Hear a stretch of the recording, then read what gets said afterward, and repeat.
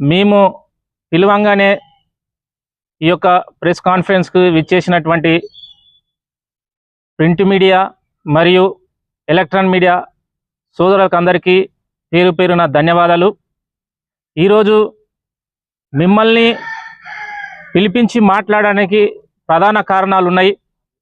గత 1 మంత్కి వెళ్ళి ఈ రాష్ట్రంలో బీఆర్ఎస్ పార్టీ కావచ్చు, అదేవిధంగా బీజేపీ పార్టీ కావచ్చు, కొందరు ప్రభుత్వ వ్యతిరేక శక్తులు కావచ్చు, ఈరోజు గౌరవ ముఖ్యమంత్రి రేవంత్ రెడ్డి గారు గడిచిన 7 మాసాలకెళ్ళి నిరుద్యోగం అంశాలను దృష్టిలో పెట్టుకొని దాదాపు 35,000 ఉద్యోగాలను నియామక పత్రాలు ఇచ్చి వారి జీవితాల్లో వెలుగు నింపే ప్రయత్నం చేస్తుంటే, ఈరోజు కొందరు కావలసి ఈరోజు ప్రభుత్వం మీద దుమ్ము పోయాలనే ఆలోచనతో అనేక కుట్రలు చేస్తడం జరుగుతుంది. కాబట్టి ఇది కొడంగల్ నియోజకవర్గం అనేది ముఖ్యమంత్రి ప్రాతినిధ్యం వహిస్తున్నారు. కాబట్టి ఇక్కడికి వెళ్ళి ఇట్లా ఈ రాష్ట్ర ప్రజలకు వాస్తవాలు చెప్పే ధర్మం ఈరోజు మా మీద ఉంది. కాబట్టి అదే ఆలోచనతో ఇక్కడ వచ్చినటువంటి కృష్ణం రాజన్న కావచ్చు, కౌన్సిలర్ కావచ్చు, చాలామంది కొడంగల్లో ఉన్నటువంటి విద్యావేత్తలు చాలామంది ఖచ్చితంగా ప్రజలకు వాస్తవాలు చెప్పాలి.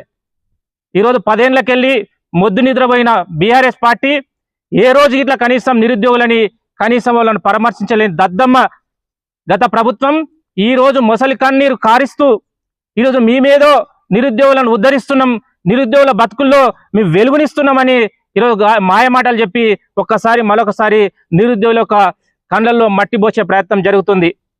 ఈరోజు మీకు అంత సిద్ధశుద్ధి ఉంటే, అంత ప్రేమ ఉంటే 10 ఏళ్ళకెళ్ళి ఏడబడుకున్నావు కేటీ రామారావు, 10 ఏళ్ళకెళ్ళి ఏడబడుకున్నావు బాల్క సుమన్, 10 ఏళ్ళకెళ్ళి ఏడబడుకున్నావు గ్యాదర్ కిషోర్.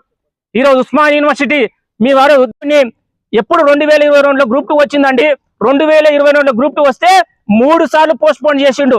అదేవిధంగా డిఎస్సి ఎలక్షన్ ముందు నవంబర్లో డిఎస్సి నోటిఫికేషన్ ఇస్తే ఇప్పటికి దాదాపు ఏడాది అవుతుంది. ఈరోజు దాన్ని నమ్ముకున్న వాళ్ళు ఈరోజు మళ్ళీ పోస్ట్ పోన్ చేస్తే ప్రభుత్వం మీద విశ్వాసం సన్నగిలుతుంది. మీ ఒక మాట అంటే ఖచ్చితంగా మాట మీద నిలబడుతుంది. ఎందుకంటే ఇది ప్రజాప్రభుత్వం. నిరుద్యోగులరా నిశ్చితంగా చదవండి. మా గౌరవ డిప్యూటీ భట్టి గారు ఇట్లా మొన్న చెప్పడం జరిగింది, మీరు నిరుద్యోగులరా డిఎస్సి కంటిన్యూ అవుతుంది, వచ్చే 6 నెలల్లో మరొక నోటిఫికేషన్ 10,000తో అని చెప్పడం జరిగింది. మేము ఎప్పుడు నిరంతరం ఖచ్చితంగా మీరిచ్చిన ఈ బాధ్యతని, మీరిచ్చిన ఈ యొక్క అవకాశాన్ని గొప్పగా బాధ్యతగా ఆలోచన చేసి ఈ ప్రజాప్రభుత్వం తెలంగాణను అనేక విధాలుగా ముందుకు తీసుకెళ్లే ప్రయత్నం చేస్తాం. కాబట్టి మీరందరూ అధైర్యపడొద్దు. మీరోజు కాంగ్రెస్ పార్టీకి సపోర్ట్గా ఉండండి, కాంగ్రెస్ పార్టీకి అండగా ఉండండి. ఈ తెలంగాణను అన్ని రంగాల్లో ముందుకు తీసుకెళ్లే విధంగా ముందుకు పోవాలని దయచేసి నిరుద్యోగులు ఇట్లా ఎవరైతే ఈ బద్నాం చేసిన చిల్లర కొడుకులా మాట్లాడవద్దు. ఈరోజు ప్రజాప్రభుత్వం ఉంది, మీ అందరి బాధలనే ప్రభుత్వం ఉంది. కాబట్టి రేవంత్ అన్నకు అదేవిధంగా కాంగ్రెస్ పార్టీకి మీరు అందరూ సపోర్ట్గా ఉండాలని మీకు అందరికీ మరొకసారి చేతులెత్తి నమస్కరిస్తూ జై హింద్, జై భారత్, జై కాంగ్రెస్. అక్కడక్కడ చాలా మంది మొన్న టెట్ క్వాలిఫై అయిన మిత్రులు ఉండొచ్చు, కానీ మీరు ఇట్లా ఆలోచన చేయలే. 10-15 ఏళ్ళకెళ్ళి ఉద్యోగులు లేక ఇంటికి ముఖం చూపలేక హైదరాబాద్ లో, అశోక్ నగర్ లో, దిల్సుఖ్నగర్ లో అనేక ప్రాంతాల్లో ఈరోజు జిల్లా యొక్క హెడ్ క్వార్టర్ లో చాలా మంది నిరుద్యోగులు లైబ్రరీలో కూర్చున్న వాళ్ళు 15 ఏళ్ళకెళ్ళి వాళ్ళ నిరీక్షణ కోసం ఈరోజు ప్రభుత్వం నిర్ణయం తీసుకుంటే మీరు ఇట్లా ఆలోచన చేయలే. అక్కడక్కడ చిన్న ఎందుకు కొత్తగా టెట్ క్వాలిఫై అయిన వాళ్ళు కావచ్చు, మొన్న డిగ్రీ కంప్లీట్ చేసుకొని కాంపిటీషన్ లెవెల్లో పోటీ పడుతున్న అభ్యర్థులు కావచ్చు, నిన్న కాక మొన్న వచ్చిన నీకే అంటుంటే 20 ఏళ్ళకెళ్ళి 30 ఏళ్ళకెళ్ళి 15 ఏళ్ళకెళ్ళి కష్టపడి లైబ్రరీలని ఈరోజు పుస్తకాలపై యుద్ధం చేసే అభ్యర్థుల పరిస్థితులు మీరు ఆలోచనలే. అక్కడక్కడ చిల్లర కొడుకులు మాట్లాడుతున్నారు, యూట్యూబ్ లో మాట్లాడుతున్నారు, ఈ ఛానల్ గాళ్ళు మాట్లాడుతున్నారు. మీకేమైనా సిద్ధశుద్ధి ఉంటే మీరు యూట్యూబ్ లతోని, టీవీ ఛానళ్లతోని లక్షలు సంపాదించుకున్నారు. మీరు మాత్రం బ్రహ్మాండంగా బతుకుతున్నారు. ఈరోజు నిరుద్యోగులను ఎందుకు అడ్డు పెట్టుకుంటున్నారు? వాళ్ళు లైబ్రరీలో గొప్పగా చదువుకుంటున్నారు. ఉస్మాన్ యూనివర్సిటీ కావచ్చు, కాకతీయ కావచ్చు, పాలమూరు యూనివర్సిటీలో కానీ లైబ్రరీలో గొప్పగా చదువుకున్న ఆ యొక్క నిరుద్యోగులని ఎందుకు రెచ్చగొడుతున్నారు? నిరుద్యోగుల రెచ్చిపోవడం వల్ల నష్టపోయేది మీరే.